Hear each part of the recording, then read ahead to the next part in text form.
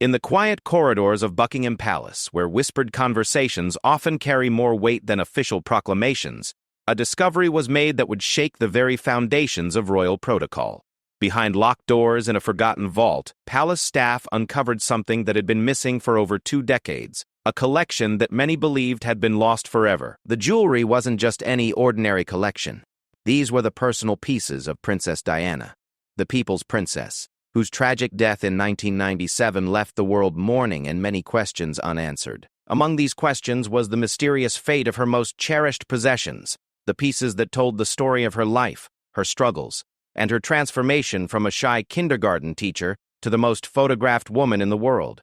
What palace sources are calling a game changer isn't just about the monetary value of these recovered treasures, though their worth extends far beyond any price tag. It's about what they represent.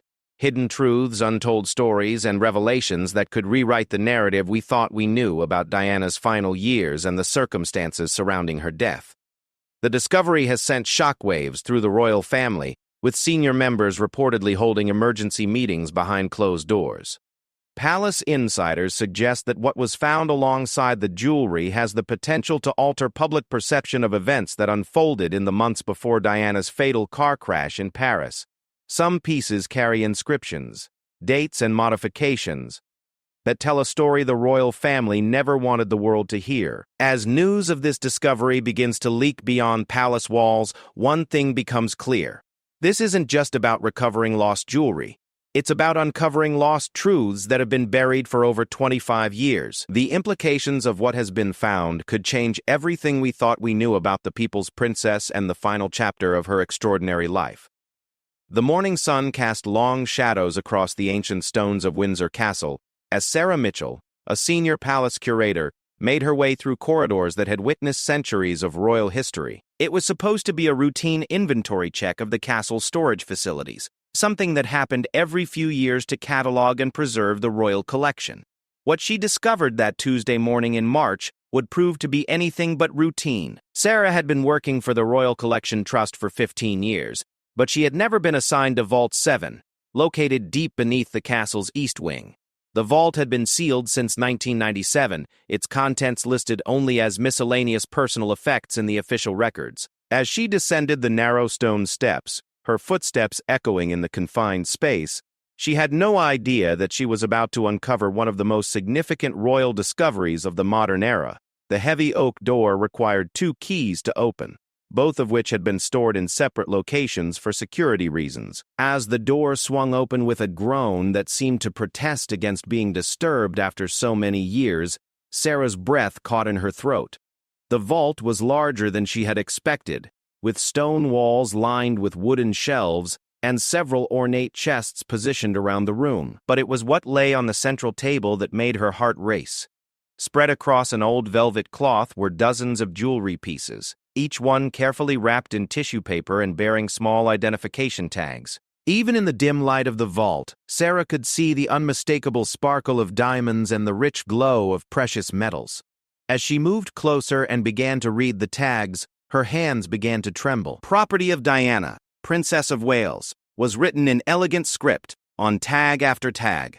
This wasn't just any collection. This was Diana's personal jewelry, pieces that had been presumed lost or distributed among family members after her death. Sarah quickly called her supervisor, Dr. Margaret Thornton, who arrived within an hour, accompanied by 2 senior palace officials whose identities she was sworn never to reveal.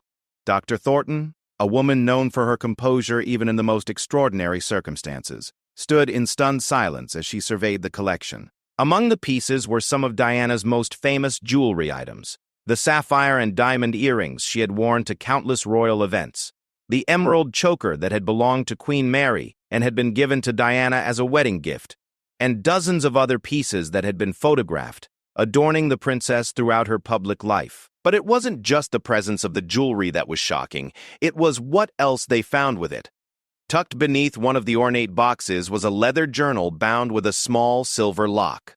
Inside another container were dozens of photographs, some professional portraits but others clearly personal snapshots that had never been seen by the public. Most intriguing of all was a sealed envelope marked, "To be opened only in the event of questions regarding my death," in Diana's unmistakable handwriting. Dr. Thornton immediately recognized the gravity of the situation. She ordered the vault to be resealed while they determined the proper protocol for handling such a discovery. Word of the finding was immediately reported to the highest levels of the royal household, reaching the private secretary to the king within hours. The response was swift and decisive. A complete media blackout was imposed while senior royals and their advisors determined how to proceed. Meanwhile, Sarah found herself at the center of a whirlwind of activity.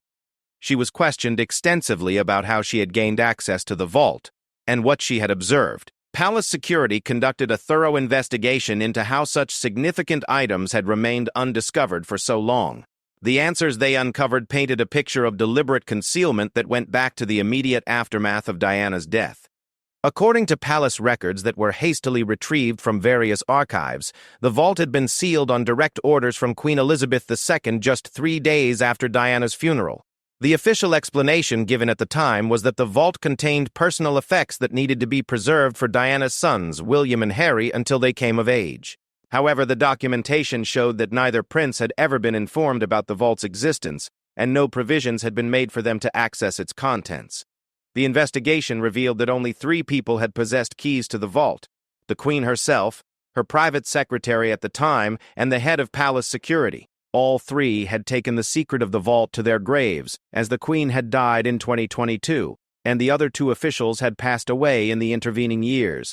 It appeared that knowledge of the vault and its contents had died with them, leaving this treasure trove of Diana's personal possessions forgotten in the depths of Windsor Castle. As news of the discovery began to circulate among senior palace staff, despite strict instructions to maintain secrecy, speculation about the contents began to grow. Those who had known Diana personally during her time as a member of the royal family were particularly intrigued by what might be contained in her personal writings and photographs. Diana had been known for keeping detailed records of her experiences, and many had suspected that she had documented aspects of royal life that would prove embarrassing or damaging if made public.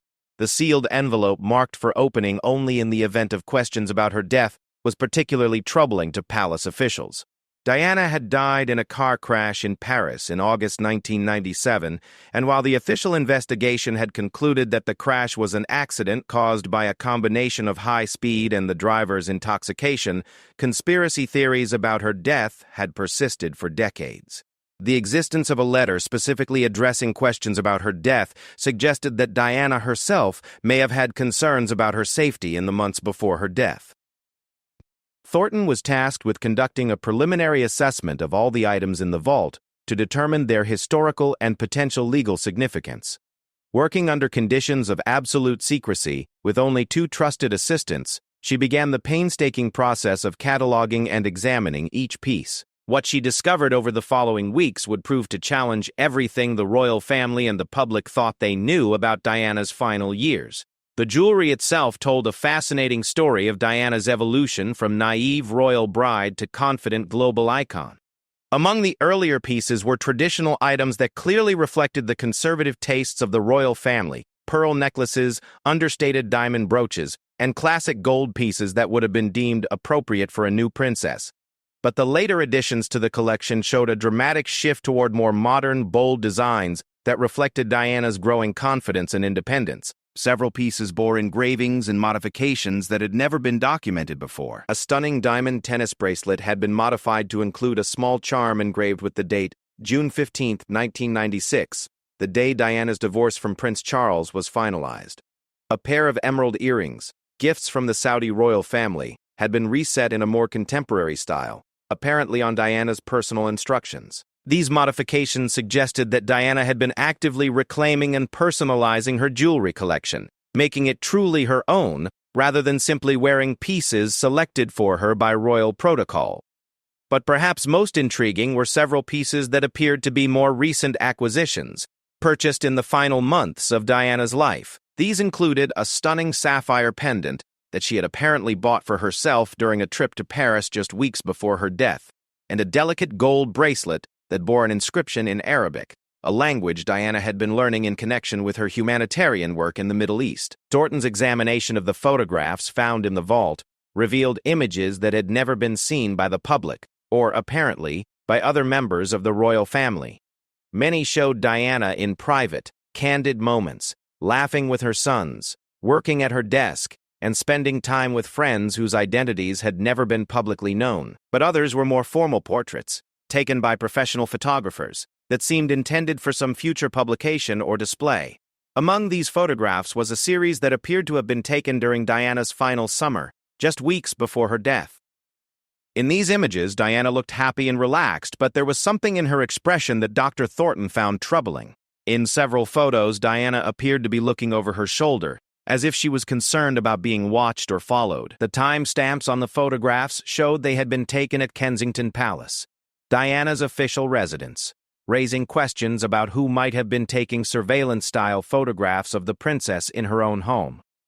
The leather journal proved to be the most explosive discovery of all.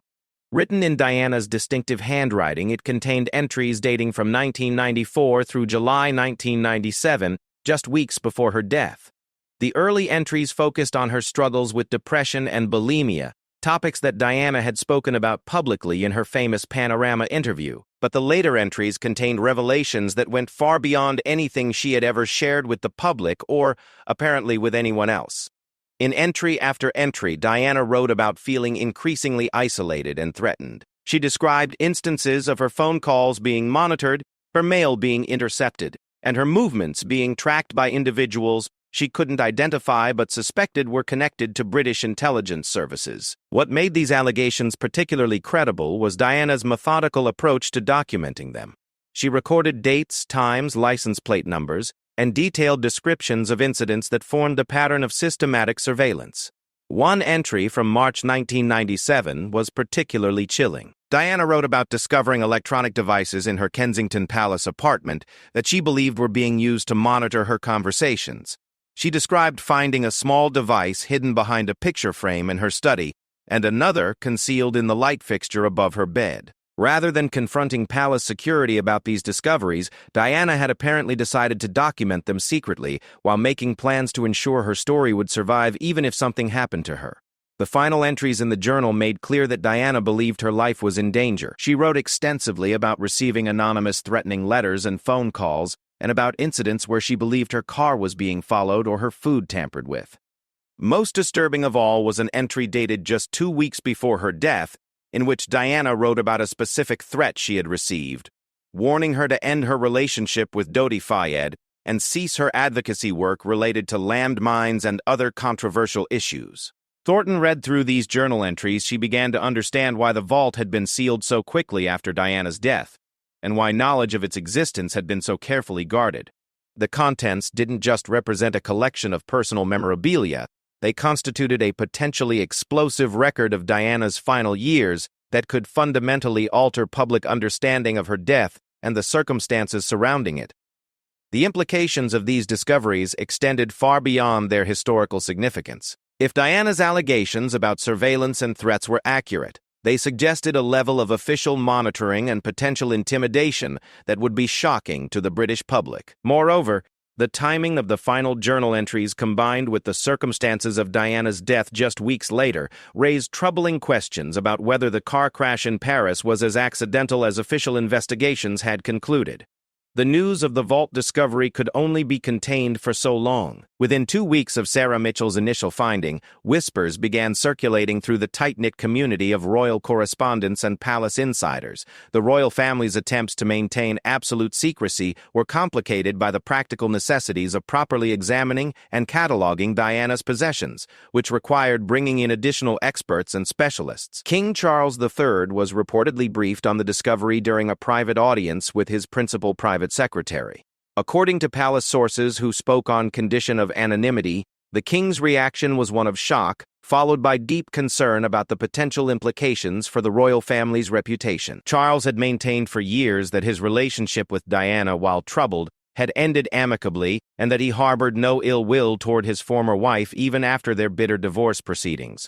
The discovery of Diana's journal, with its detailed allegations of surveillance and intimidation, threatened to undermine that carefully constructed narrative. If Diana truly believed she was being monitored and threatened by forces connected to the establishment, it raised uncomfortable questions about what Charles and other senior royals might have known about these activities. Even if they had no direct involvement, Their failure to protect Diana from such treatment would represent a serious failure of duty and care. Prince William and Prince Harry were informed about the discovery during a joint meeting at Kensington Palace. Both princes had spent years carefully managing their mother's legacy, working to ensure that she was remembered for her humanitarian work and her role as a loving mother, rather than for the controversies and scandals that had surrounded her divorce and final years. The revelation that significant aspects of Diana's story had been hidden from them and from the public was deeply troubling to both men.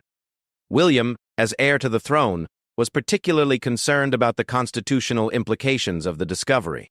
If Diana's allegations proved to be accurate, they suggested a level of state surveillance and potential misconduct that could seriously damage public trust in British institutions. As someone who would one day be head of state, William understood better than most the delicate balance of public confidence that allowed the monarchy to function in a modern democracy. Harry's reaction was more emotional and immediate. According to those present at the meeting, he expressed anger that such important aspects of his mother's final years had been hidden from him and his brother. Harry had spent years struggling with questions about Diana's death and had often spoken publicly about his belief that she had been failed by the very institutions that should have protected her. The discovery of the vault seemed to validate many of his long-standing suspicions. Margaret Thornton continued her examination of the vault's contents, working with a small team of trusted specialists who had all signed comprehensive non-disclosure agreements. As they delved deeper into Diana's personal effects, they uncovered evidence that painted an increasingly complex picture of her final years. The jewelry, photographs, and journal entries were just the beginning of what would prove to be a treasure trove of previously unknown information about one of the most famous women in modern history. Among the most significant discoveries were Diana's personal financial records, which revealed the extent of her independent wealth and her plans for the future. Contrary to public perception, Diana had been actively building her own financial portfolio in the years following her divorce, making investments and establishing trust funds that would have provided her with complete independence from the royal family.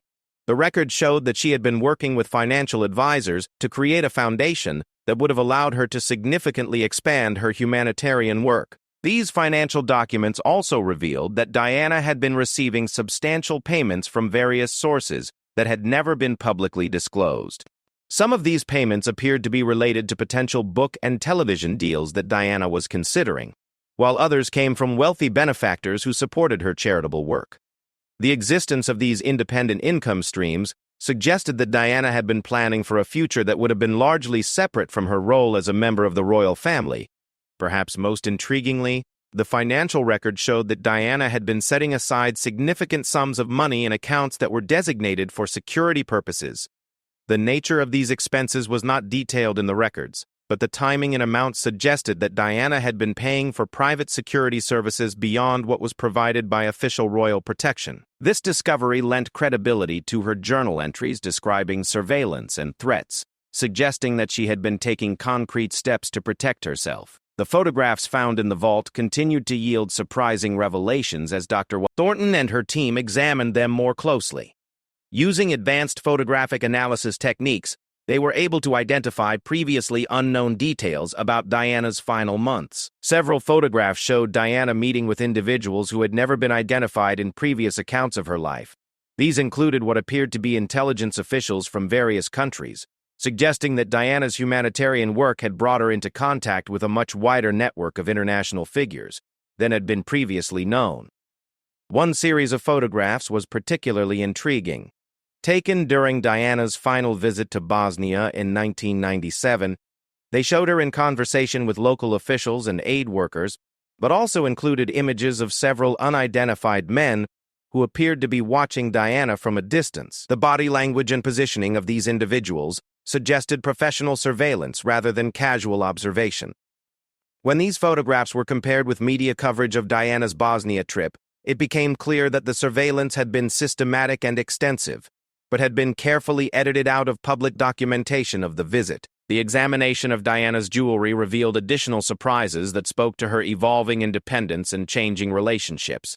Several pieces had been modified or reset in ways that removed royal insignias or other symbols of her connection to the House of Windsor. A diamond tiara that had been a wedding gift from Queen Elizabeth II had been redesigned to remove the Spencer family crest and royal cipher, transforming it into a more modern and personal piece that reflected Diana's own aesthetic preferences rather than royal tradition. Most significantly, several pieces of jewelry had been acquired during Diana's final year that appeared to have deep personal meaning related to her relationship with Dodi Fayed. Among these was a stunning emerald and diamond ring that matched descriptions of an engagement ring that Dodi had allegedly purchased for Diana just days before their deaths. The ring had never been found after the car crash, leading to speculation that it had been lost or deliberately removed from the scene. Its presence in the vault suggested that Diana had been wearing different jewelry on the night of her death than had been reported. This discovery raised troubling questions about the thoroughness of the investigation into Diana's death. If significant pieces of her personal jewelry had been recovered from the crash site but never publicly acknowledged, it suggested that other evidence might have been overlooked or deliberately withheld. The presence of the ring also lent credibility to claims that Diana and Dodi had been planning to announce their engagement, adding weight to theories that their relationship had been more serious than the royal family had acknowledged. As word of the vault discovery began to leak beyond palace walls, media organizations around the world started investigating the story. The initial reports were carefully worded and avoided specific details, but they confirmed that significant personal effects belonging to Diana had been discovered and that these items were providing new insights into her final years. The royal family's refusal to comment on these reports only fueled speculation about what had been found and why it had been hidden for so long. The pressure on the palace to provide a full accounting of the discovery intensified when several former royal staff members came forward with their own recollections of Diana's final years. A former security officer who had worked at Kensington Palace during the 1990s confirmed that he had been instructed to conduct regular sweeps of Diana's apartment for electronic surveillance devices. He described finding several suspicious items that he had reported to his superiors, but said he had never been informed about what action, if any, had been taken in response to his reports. A former lady's maid who had worked closely with Diana also provided disturbing testimony about changes in Diana's behavior during her final months. She described how Diana had become increasingly careful about what she said in certain rooms of her apartment and had taken to writing notes rather than speaking aloud when discussing sensitive topics. The maid also recalled Diana asking her to purchase several items from electronic stores that appeared to be counter-surveillance equipment, though Diana never explained why she needed such devices. These testimonies from former staff members provided independent corroboration for many of the allegations contained in Diana's journal. The fact that multiple people had observed Diana's apparent concerns about surveillance without necessarily understanding their significance at the time suggested that her fears had been based on real experiences rather than paranoia or depression. The international implications of the vault discovery began to emerge as foreign intelligence services started taking interest in the story.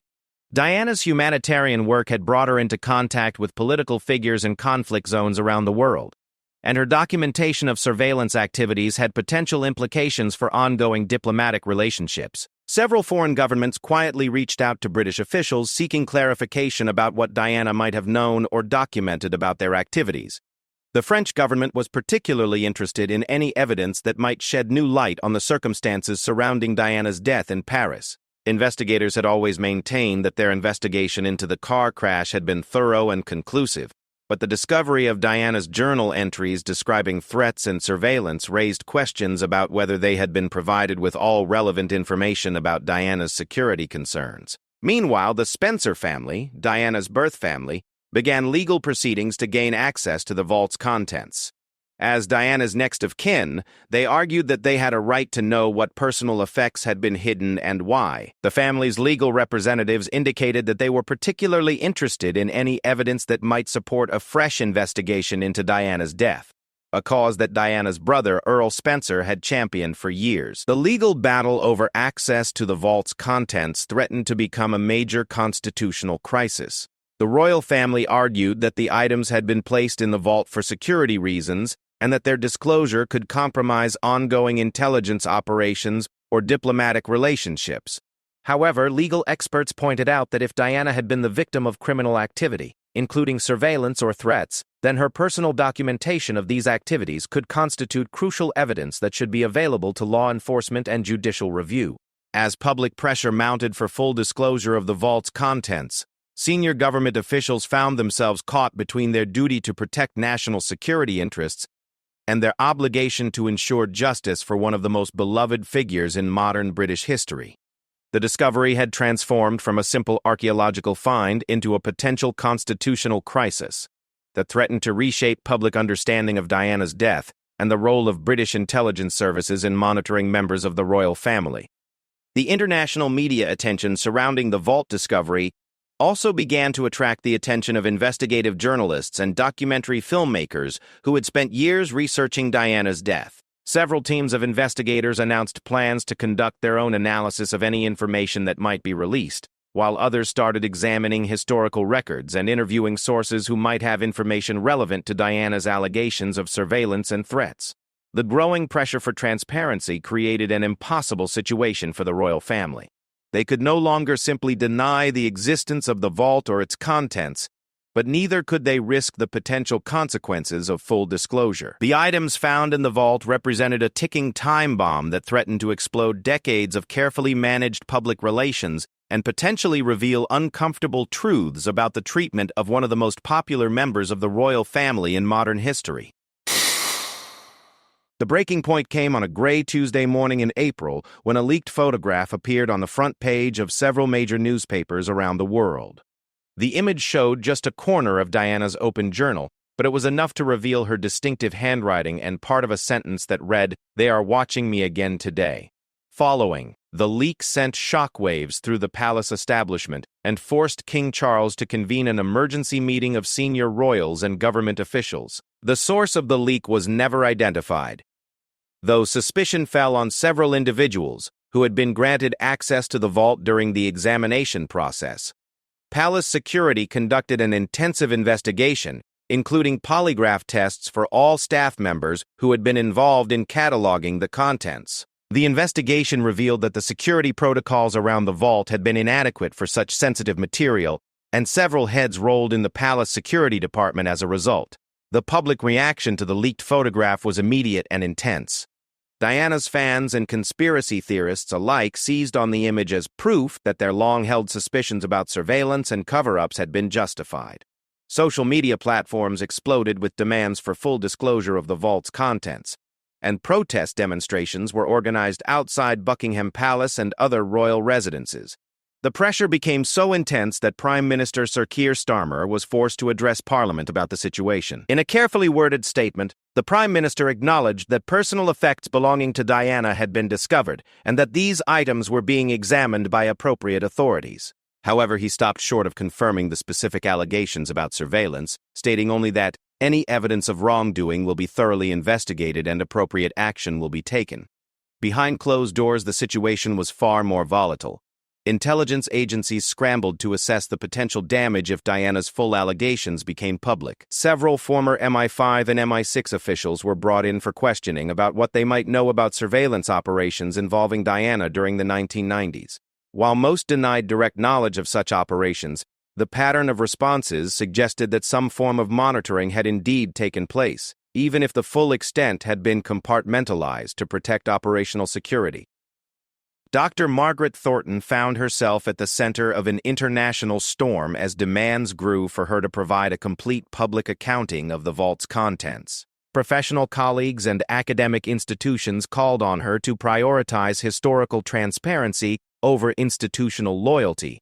However, Thornton remained bound by her employment contract and the Official Secrets Act, which prevented her from making unauthorized disclosures about matters that could affect national security. The examination of Diana's personal effects had revealed several additional documents that proved even more explosive than her journal. Among these was a detailed letter that Diana had written but never sent, addressed to Queen Elizabeth II and dated just 3 weeks before her death. In this letter, Diana outlined specific incidents of surveillance and intimidation, naming individuals she believed were responsible for monitoring her activities. She also expressed her fears about what might happen to her sons if something happened to her, and requested that special protections be put in place for William and Harry. The letter revealed that Diana had been considering going public with her allegations about surveillance and threats. She had apparently been in contact with several investigative journalists and had compiled a dossier of evidence that she was prepared to release if the harassment continued. The letter to the Queen appeared to be a final attempt to resolve the situation through official channels before taking the matter public.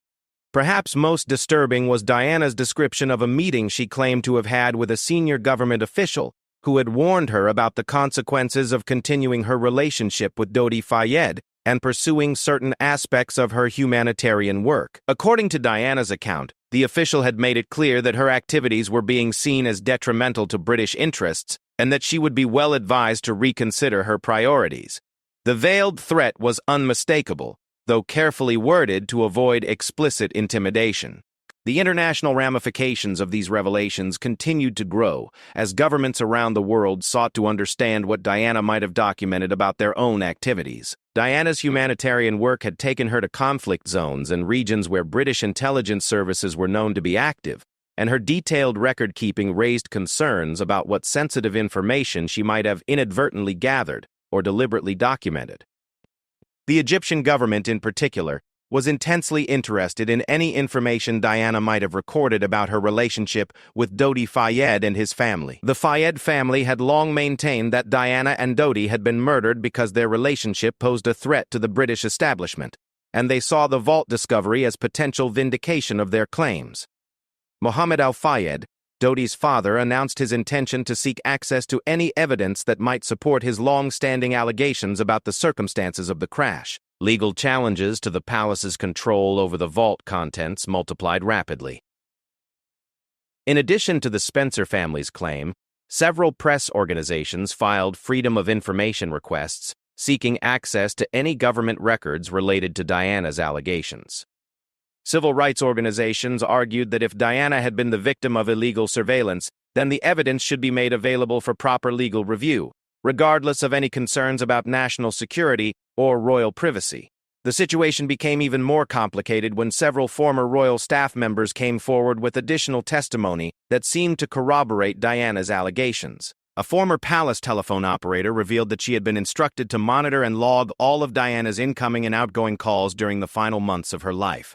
The operator had assumed this was standard security protocol, but the level of detail required and the specific instructions to report certain types of conversations suggested something more intrusive than normal royal protection. A former driver who had worked for Diana also provided testimony about unusual incidents during her final summer.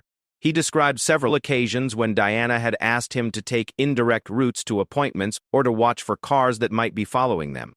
On one occasion, Diana had insisted on switching cars at the last minute after noticing the same vehicle parked outside Kensington Palace for several consecutive days. These precautionary measures suggested that Diana's concerns about surveillance were not merely psychological, but were based on concrete observations of suspicious activity. The most damaging testimony came from a former palace security coordinator who had been responsible for liaising with government intelligence services about royal protection matters. Under pressure from both palace officials and parliamentary investigators, he revealed that there had indeed been special monitoring arrangements in place for Diana during 1996 and 1997.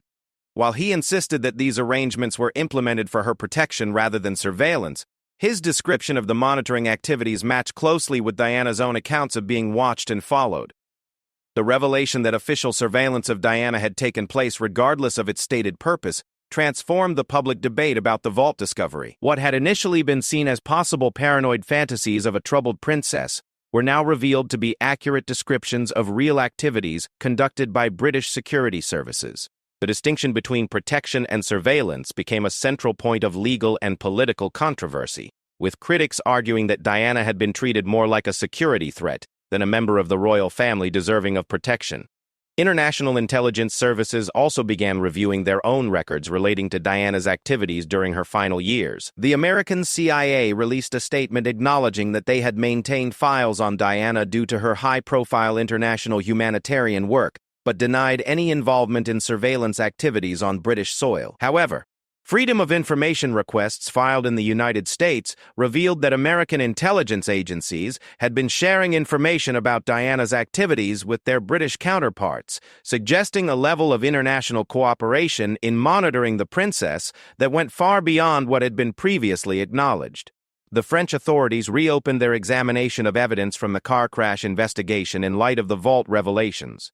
While they maintained that their original conclusion about the cause of the crash remained valid, They acknowledged that Diana's documented concerns about her safety added a new dimension to the case that warranted review. French investigators requested access to any evidence from the vault that might shed light on Diana's state of mind or security concerns during her final visit to Paris. As pressure continued to mount for full disclosure of the vault's contents, palace officials found themselves facing an impossible choice. Complete transparency would likely reveal embarrassing and potentially damaging information about royal family dynamics and government surveillance practices. However, continued secrecy would only fuel speculation and conspiracy theories that could prove equally damaging to the monarchy's reputation in the long term. The breaking point came when a senior member of Parliament announced plans to call for a full public inquiry into Diana's death and the circumstances surrounding it. The proposed inquiry would have broad powers to compel testimony and examine evidence, including the contents of the vault. With cross-party support building for such an inquiry, palace officials realized that their ability to control the narrative about the vault discovery was rapidly diminishing. King Charles made the difficult decision to authorize a controlled release of selected documents and evidence from the vault, hoping to get ahead of the political momentum building for a full public inquiry. However, the process of deciding what to release and what to withhold proved to be a minefield of competing interests and potential legal liabilities. Every document released would be scrutinized for what it revealed about royal family knowledge of Diana's situation, while everything withheld would be seen as evidence of an ongoing cover-up. The first official release of information from the vault came in the form of a carefully edited selection of Diana's photographs, focusing on images that showed her humanitarian work and private moments with her sons. Palace officials hoped that these images would shift public attention toward Diana's positive legacy, rather than the more controversial allegations about surveillance and threats. However, the strategy backfired when eagle-eyed observers noticed that many of the photographs appeared to have been cropped or edited to remove certain individuals or background details. The selective release only intensified demands for complete transparency about the vault's contents. Media organizations and legal representatives for various interested parties argued that partial disclosure was worse than no disclosure at all, as it suggested that palace officials were deliberately hiding the most significant evidence while releasing only material that served their public relations interests. The situation reached a crisis point when several original investigators who had worked on the official inquiry into Diana's death came forward with new statements about evidence they claimed had been withheld from their examination. These investigators revealed that they had requested access to Diana's personal effects and communications during their original investigation, but had been told that no such materials were available or relevant to their inquiry. The discovery of the vault proved that significant evidence had indeed been available, but had been deliberately kept from the official investigation. The final confrontation came during a tense private meeting at Buckingham Palace in late April, nearly 2 months after the vault's discovery. Present were King Charles III, Prince William, Prince Harry, senior government ministers, intelligence chiefs, and legal advisors. The meeting lasted for over 6 hours and was described by those present as one of the most difficult conversations in recent royal history.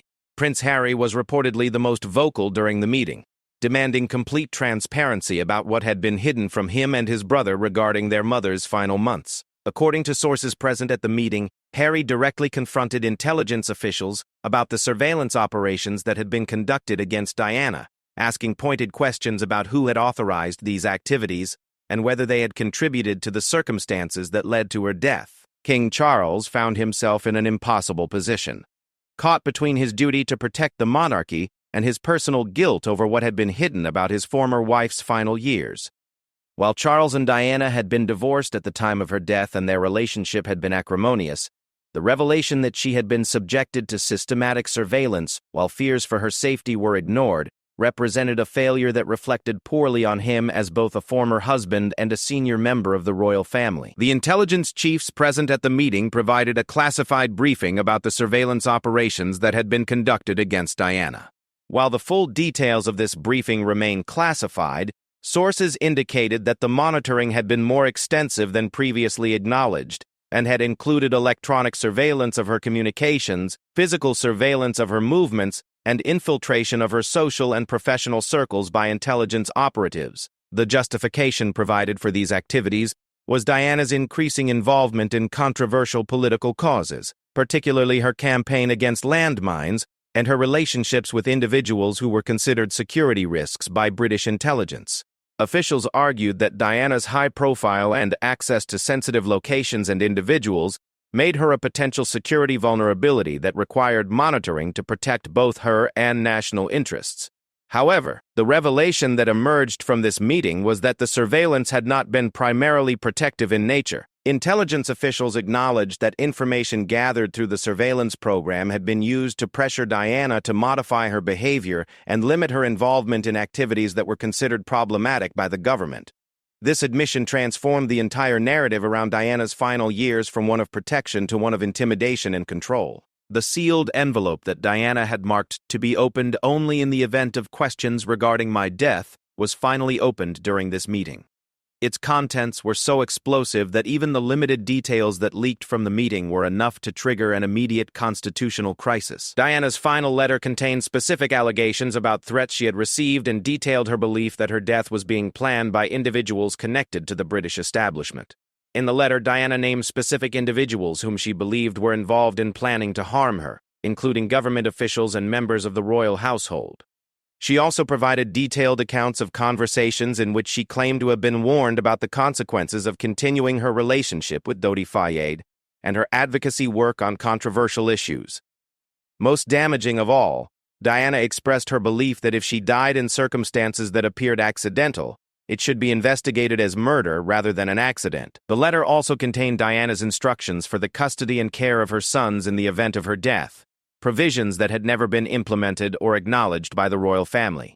Diana had specified that she wanted William and Harry to have access to all her personal papers and documentation when they came of age, including any evidence she had gathered about surveillance and threats against her. The fact that this access had been denied to them for over 25 years represented a clear violation of their mother's final wishes. Perhaps most significantly, Diana's final letter included references to a separate cache of documents that she had hidden outside of royal palaces, containing copies of all her evidence about surveillance and intimidation. This revelation sparked an immediate search for these additional materials, involving both palace security and intelligence services. The possibility that even more damaging evidence might exist beyond what had been found in the vault sent shockwaves through the establishment. The international implications of Diana's letter were immediate and severe. Several foreign governments demanded explanations about what Diana might have documented regarding their own activities or relationships with British intelligence services. The letter made specific references to surveillance activities that had taken place during Diana's international humanitarian missions, suggesting that her monitoring had extended beyond British territory and had potentially involved foreign intelligence services. The French government was particularly concerned about Diana's references to surveillance during her final trip to Paris. The letter suggested that Diana had been aware she was being watched during her time in France and had taken precautionary measures to try to avoid her surveillance. This information cast new doubt on the official investigation into the car crash, which had not considered the possibility that Diana had been under surveillance at the time of her death. The American government also found itself drawn into the controversy when Diana's letter made references to conversations she had supposedly had with CIA operatives during her humanitarian work. While the U.S. government initially denied any involvement in surveillance of Diana, the letter contained specific details about meetings and conversations that suggested Diana had been aware of American intelligence interest in her activities. The legal ramifications of the vault discovery became overwhelming, as multiple jurisdictions began investigating various aspects of Diana's allegations. British authorities opened a formal investigation into the surveillance operations conducted against Diana, while French authorities reviewed their original investigation into the car crash in light of the new evidence. Several international human rights organizations called for an independent international investigation into Diana's death, arguing that the revelations about surveillance and threats constituted evidence of potential crimes against humanity. The Spencer family intensified their legal campaign for access to all materials related to Diana's death and the circumstances surrounding it. Earl Spencer, Diana's brother, made several public statements arguing that his family had been deliberately kept in the dark about crucial evidence relating to his sister's final months. The Spencer family's legal team announced plans to seek criminal charges against any officials who might have been involved in withholding evidence or obstructing justice. Prince William and Prince Harry found themselves facing the most difficult decision of their lives regarding how to respond to the revelations about their mother. Both princes had spent years carefully managing Diana's legacy and working to ensure that she was remembered primarily for her positive contributions rather than the controversies that had surrounded her death.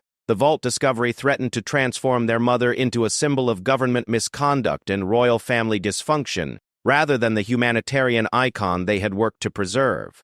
William, as heir to the throne, was particularly concerned about the constitutional implications of the revelations. If the allegations about surveillance and intimidation were proven accurate, they would represent a fundamental breach of the relationship between the monarchy and the elected government. The revelation that a member of the royal family had been systematically monitored and potentially threatened by government agencies raised serious questions about the independence and sovereignty of the crown.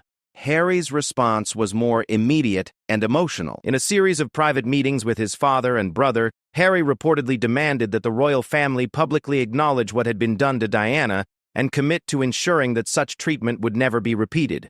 Harry's position was that continued secrecy about the vault's contents would only perpetuate the injustice that had been done to his mother and would prevent any real accountability for those responsible. The pressure for complete disclosure continued to build as media organizations around the world began their own investigations into Diana's death and the circumstances surrounding it.